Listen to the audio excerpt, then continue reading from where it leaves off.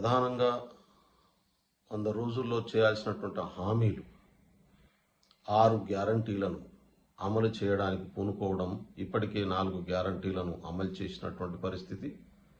అవి అమల్లోకి వచ్చినాయి, 4 అంశాలు అమల్లోకి వచ్చినాయి, మిగతా అంశాలు కూడా పూర్తిగా అమలు చేస్తాం. రైతులకు 2 లక్షల రుణమాఫీ ఇస్తామనేటటువంటి హామీని కాంగ్రెస్ పార్టీ ఇచ్చింది. మొత్తం కాంగ్రెస్ పార్టీ అధికారం చేపట్టే నాటికి ఆర్థిక వ్యవస్థను చిన్నాభిన్నం చేసి వీళ్ళు పోయినరు. దాన్ని సరిచేసే లోపు ఎన్నికల నోటిఫికేషన్ వచ్చింది పార్లమెంట్ ఎన్నికలకు. రేపు జూన్ 4వ తారీఖు నుంచి పార్లమెంట్ ఎన్నికల ప్రక్రియ ముగుస్తుంది.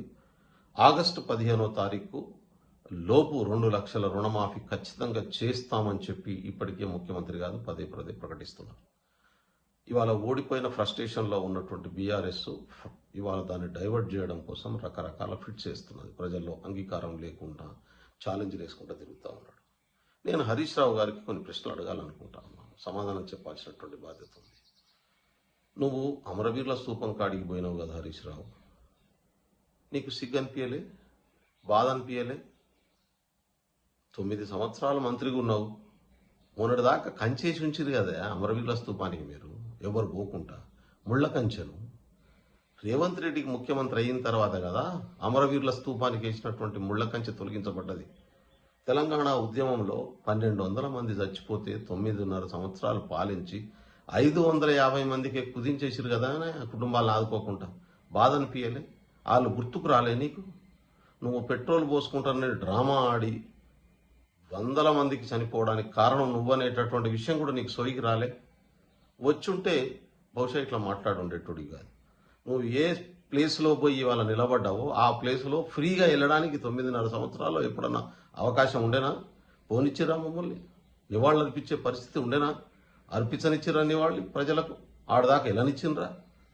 కాబట్టి ఇవాళ ప్రజాపాలన ఉంది కాబట్టి నువ్వు అమరవీరుల స్తూపం దగ్గరికి పోయి నీ రాజీనామా పత్రాన్ని ఇచ్చేటటువంటి, మీడియాతో మాట్లాడేటటువంటి అవకాశం కాంగ్రెస్ పార్టీ పాలనలో వచ్చిందనే విషయం గుర్తుపెట్టుకో.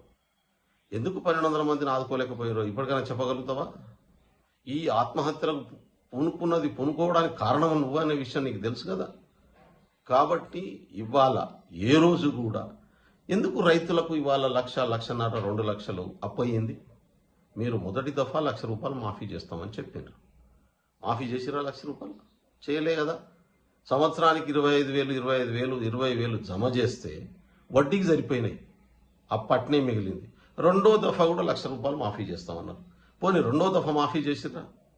చేయలేదు కదా. ఒక్కసారి 25,000 రెండోసారి ఇచ్చి ఆపేసిండ్రు.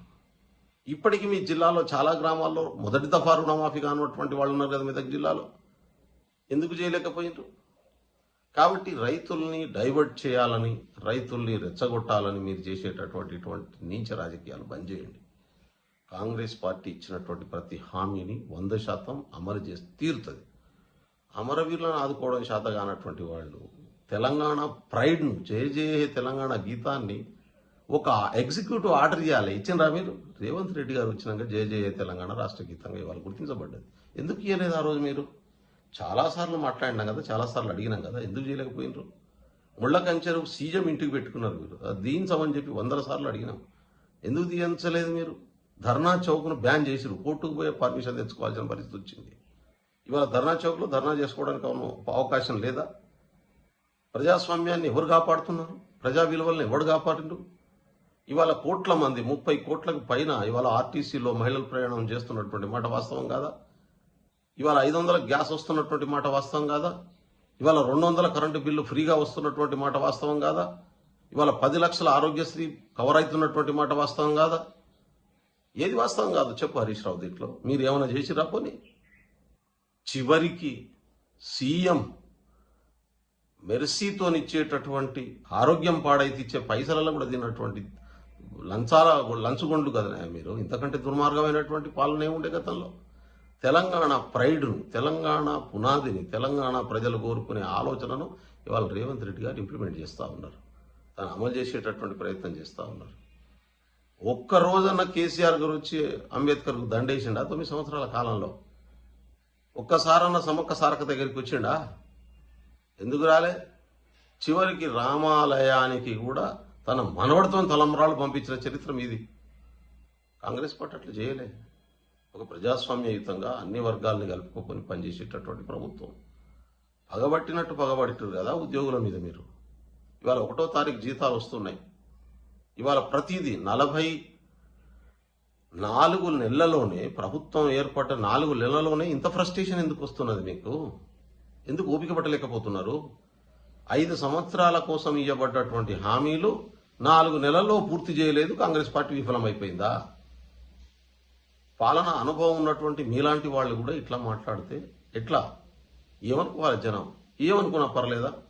మినిమం వాల్యూ లేకుండా మాట్లాడవచ్చు అనుకుంటున్నా మీరు? కాబట్టి ఇటువంటి పిచ్చి ఆలోచనకు లొంగిపోయే జనం ఇక్కడ ఎవరు లేరు. మీరు చెప్పేటటువంటి అబద్ధాలని, మీరు చెప్పేటటువంటి మోసాలని అర్థం చేసుకున్నంత అమాయకంగా ఎవరు లేరు. రాజీనామా చేసినావు కదా, పోస్ట్ డేటెడ్ డేట్తోని ఫార్మెట్లో ఒక్క వాక్యంలో రాసి ఫిబ్రవరి మేము ఆగస్టు 15వ తారీఖు వరకు రుణమాఫీ 2 లక్షల రుణమాఫీ చేస్తామని చెప్తున్నావు. నువ్వు ఆగస్టు 20 డేట్ పెట్టుకొని ఇచ్చేయి. నీ రాజీనామా లెక్క నువ్వు స్పీకర్కి ఇచ్చేసేయి. ఆగస్టు 25 డేట్ పెట్టుకొని ఇచ్చేసేయి. చలో చేద్దాం. మీరు చేసినటువంటి హామీలు అమలు ఏం చేసిరు, మేము చేసినటువంటి హామీలు ఎన్ని మొదలు పెట్టినాము, ఎన్ని చేయబోతున్నాం అనేటటువంటి విషయం చర్చిద్దామా? మీరు కట్టినటువంటి పెద్ద అంబేద్కర్ స్టాచ్యూ దగ్గర కడదామా, లేకుంటే పోరాటానికి సింబల్ అయినటువంటి మాసాబ్ ట్యాంక్ అంబేద్కర్ స్టాచ్యూ దగ్గర పెట్టుకుందామా చర్చ?